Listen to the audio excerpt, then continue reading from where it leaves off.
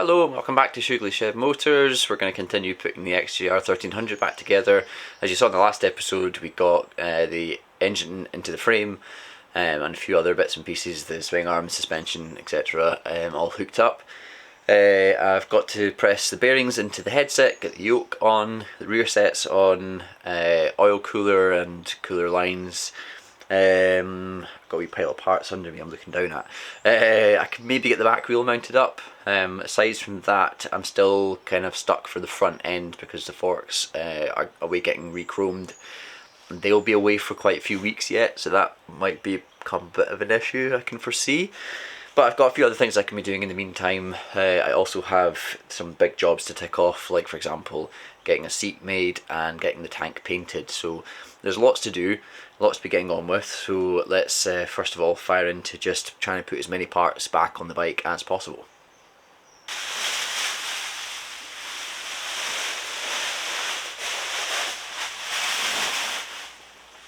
God, it just looks so good, doesn't it?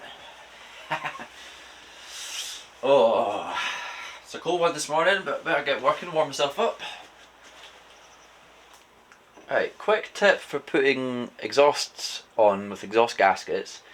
These have a tendency to just keep falling out basically every time you try and put the gasket in and get the exhaust lined up and things. So a little tip is to just put a wee bit of grease on the gasket to hold it in place, like so. Perfect. Now, doesn't really matter having a little bit of grease on there. First time the bike runs, that grease will get burnt out and blown away. The gasket should still seal fine. I've done this a number of times on bikes and never had an issue. So, yeah, just a wee tip. I also painted the exhaust. I had it sandblasted and then just to be HT black. Came up looking pretty good.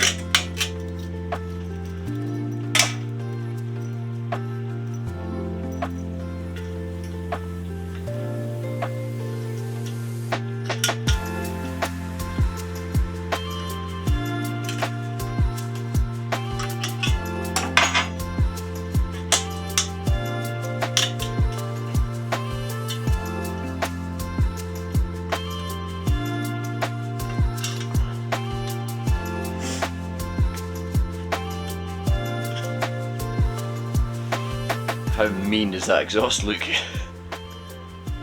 And I'm judging by the ludicrously short end can that I made. It's going to sound absolutely mean as well.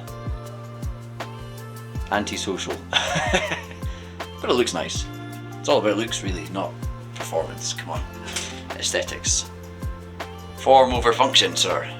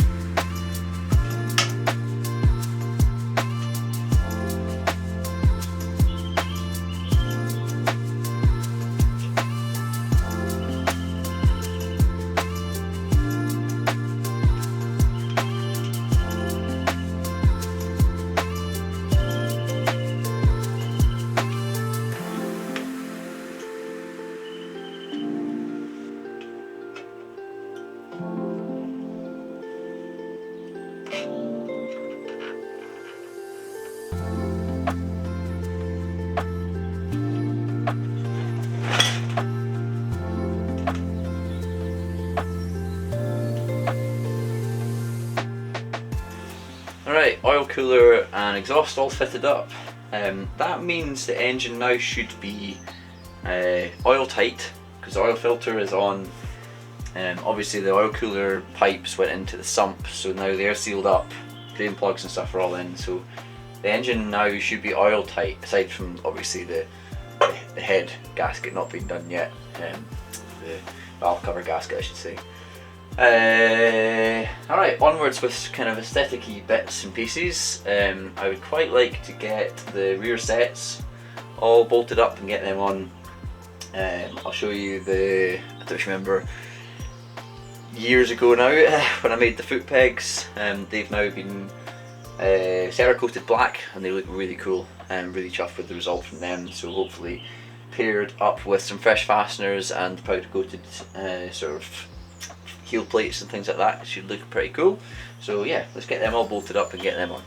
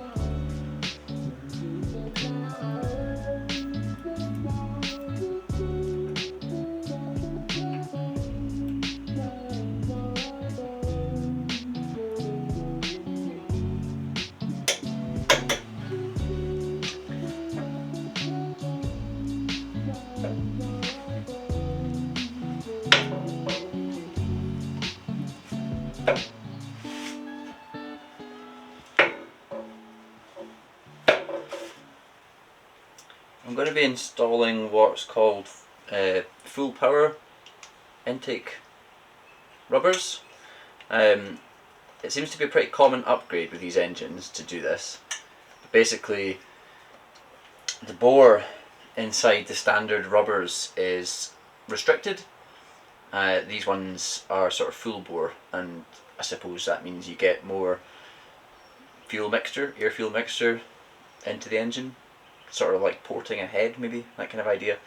Anyway, they're more or less the same price as standard OEM ones, so worth the upgrade, I imagine.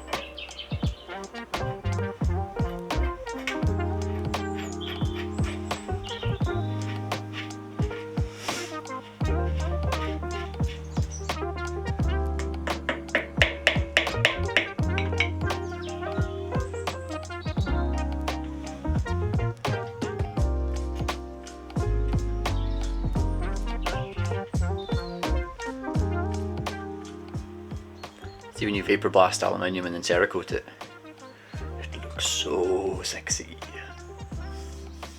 Ooh, beautiful.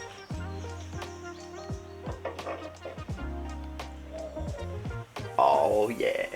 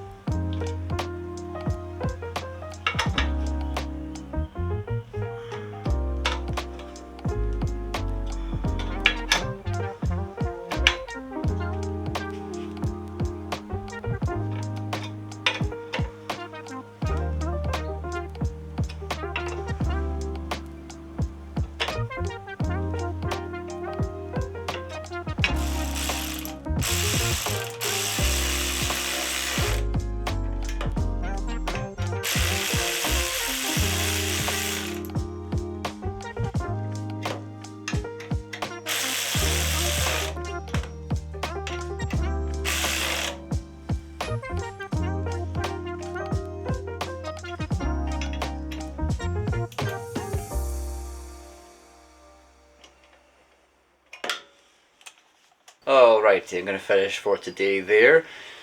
Yeah, more progress. Got the obviously the front end on, oil cooler, sorry, front end, the yokes and the handlebars, not the front end. Obviously I'm still waiting on the forks. Oil cooler, exhaust, rear sets, side stand, a couple of other little bitties here and there, but it's just sort of slowly getting there. It's sort of taking shape. The real kind of big thing missing are the wheels. Obviously those lovely spoked wheels that I've spent so long and so much time and effort on. I am waiting on dust seals for the rear ones, the rear wheel, sorry, and then I'm waiting on, obviously, like I said, the forks getting chromed before I can assemble the front end and get the front wheel on. I've not restored the brake calipers yet, so maybe that'll be the next episode, doing that. Restoring the brake calipers, rebuilding them, etc. Yeah, I can't see me having that much more to do until I get the forks back. I could do the valve timing and things like that, the valve clearances on the head, little bits and pieces like that, but until I get the forks back I'm kind of sort of stuck. Yeah, still got the tank, for example, and the seat to get done as well, so those will hopefully be some interesting episodes too. But yeah, I'm going to leave it here. As usual, please do give me a like when you comment and subscribe to the channel. I appreciate all the support, and there were some awesome comments in the last video of people who started to see this bike come back together. He seemed to be liking it, so thank you very much for that. Another wee thing I was going to mention was my Patreon. Also check that out. I'll put a link in the description if you want to help me get this build over the finish line financially. I would appreciate a little help on Patreon, and I will try and give sort of more updates on the Patreon page exclusively for people on there as I sort of chip away at this rebuild. Take care. Goodbye.